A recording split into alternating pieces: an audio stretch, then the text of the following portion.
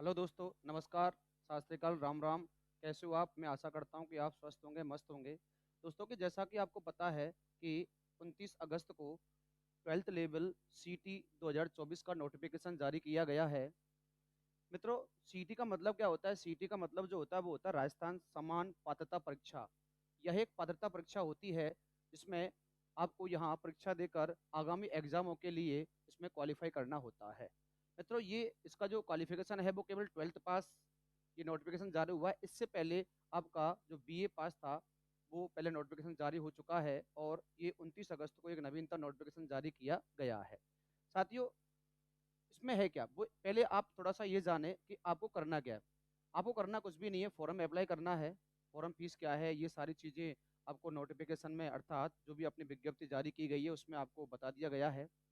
केवल मेरा इस क्लास का उद्देश्य यह है कि आपको जो सीटी के अंदर सबसे ज़्यादा अध्ययन करना है वो किस चीज़ का करना है। अर्थात सीटी को 12th लेवल है, 12वीं पास है, जो छोटी एग्जाम बता रहे हैं इसको सभी लोग, लेकिन ऐसा कुछ भी नहीं है, एग्जाम सब समान होती हैं। ठीक है, तो सीटी को पास करने के लिए मित्रों आपको जो भी सिलेबस वगैरह की जानकारी है वो मैं यहाँ देने जा रहा हूँ। तो सीटी के अंदर जो मैं सबसे पहले आपको बताने जा रहा हूँ कि जो जीके का सिलेबस होगा, वो भी कौन से जीके मित्रों? वो भी राजस्थान जीके का सिलेबस। किसका मित्रों? राजस्थान जीके का सिलेबस जो भी हम यहाँ स्टार्ट करने वाले हैं।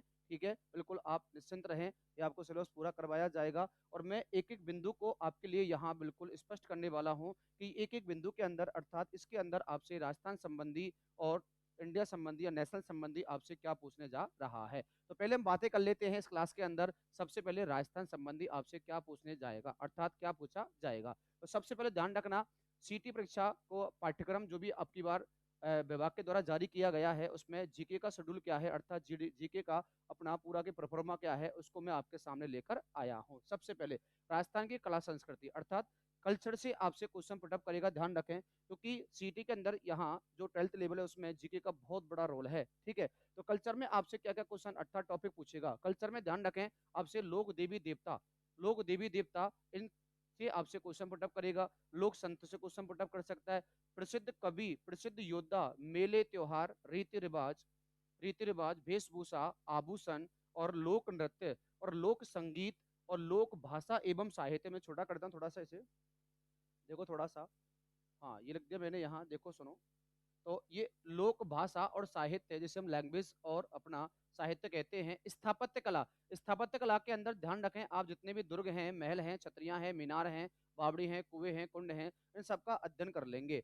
चित्रकला के अंदर जो भी अपनी चित्रकारी है उसके बारे में हम यहाँ चर्चा करने वाले हैं। और हस्तशिल्प जो भी अपने हाथों से बनाई गई जो भी अपनी सामग्रियां हैं राजस्थान के अंदर, उन सबकी यहाँ हम चर्चा करने वाले हैं। तो ये 1 2 3 4 5 6 7 8 9 10 11 12 13 14 15 16 17 अर्थात आपके लगभग 20 टॉपिक के आसपास हैं जो कल्चर के आपके यहाँ डाले गए हैं इसके अंदर। उसके बाद में कल्चर के बाद आपको क्या पढ़ना है सीटी 12th लेवल पास करने के लिए? तो मित्रों आपको चलना पड़ेगा हिस्ट्री की तरफ, इतिहास की तरफ।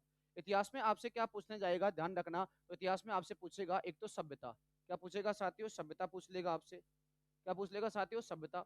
ठीक है, सभ्यता में क्या पूछेगा? सबसे पहले कौन सी? कालीबंगा पूछेगा। सेकंड आहड़ पूछेगा। तीसरी गणेश्वर पूछेगा। चौथी बालाथल पूछेगा और पांचवी कौन सी पूछेगा? बैराट। केवल ये पांच का मैटर डाला गया है, ज्यादा इससे अधिक कुछ भी नहीं है, केवल सिलेबस टू सिलेबस चलेंगे हम तो। ठीक है, उसके बाद में अपने प्रमुख राजवंश जितने भी राजवंश हैं राजस्थान के, चाहे वो गुहिल हो, चाहे सिसोदिया हो, चाहे मित्रों अपना ये मेवाड़ वंश या फिर अपना मारवाड़ वंश हो, चाहे मित्रों अपना चौहान वंश हो, चाहे बाटी वंश हो, कोई भी राजवंश हो, गुर्जर प्रतिहार हो, अपना कछवाहे वंश हो, सबके बारे में ये राजवंश के अंदर हम अध्ययन करने वाले हैं। उसके बाद में अपनी 1857 क्रांति, ठीक है, जो भी आंदोलन है, राजनीतिक जागरण हम पढ़ने वाले हैं।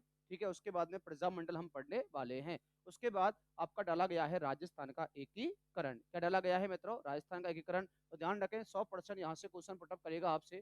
ठीक है, उसके बाद में आपको मैं लेके चलूंगा ज्योग्राफी की तरफ अर्थात भूगोल की तरफ। तो राजस्थान भूगोल से आपसे क्या क्वेश्चन पुटअप करेगा सीटी 12th लेवल के अंदर, वो सुनो। तो राजस्थान भूगोल से आपसे क्वेश्चन पुटअप करेगा जो मैंने अपने हाथों से यहाँ लिखा है, क्योंकि कई बच्चों को उस पीडीएफ अर्थात जो भी नोटिफिकेशन है उसमें समझ में नहीं आ रहा था, इसको स्पष्ट करने के लिए मैंने आपको यहाँ अपने हाथों से लिख के रखा है। तो पहले आपसे भौतिक प्रदेश पूछेगा।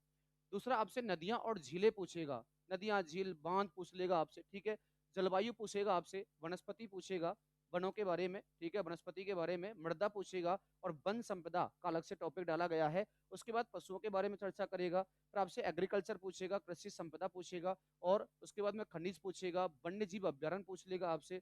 उसके बाद में जनसंख्या अर्थात जनगणना 2011 आपको यहाँ पढ़नी पड़ेगी, लिंगानुपात है, जितनी भी साक्षरता है, सारी चीज हम बताएंगे यहाँ।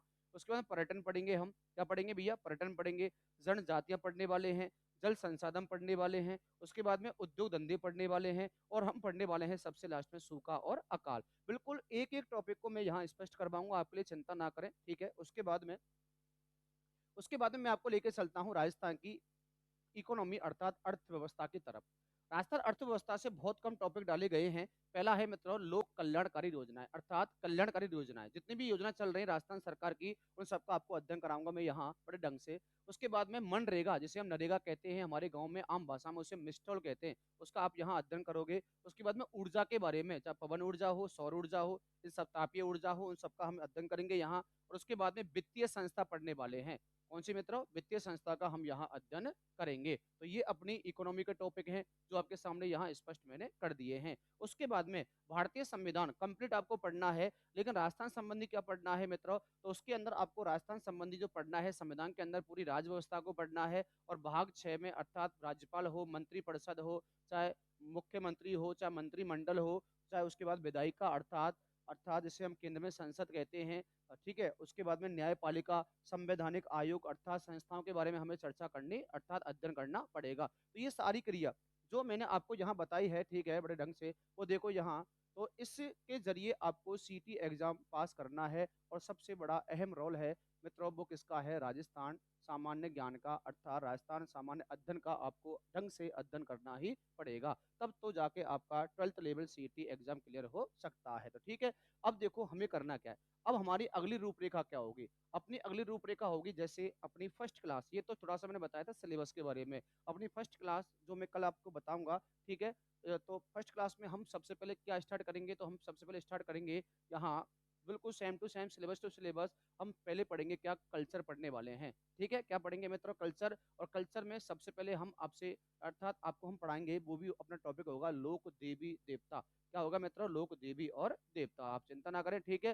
बिल्कुल बिल्कुल जो भी समस्याएं हैं उनको आप स्पष्ट करें, और बिल्कुल जो भी टॉपिक हैं उनको समझने की पूरी कोशिश करें, ठीक है। और मैं आशा करता हूं कि आप स्वस्थ होंगे और मस्त रहेंगे, ठीक है। तो ये हम आपकी पहली क्लास कल में स्टार्ट करने वाला हूं। जय हिंद, जय भारत, राम राम मित्रों।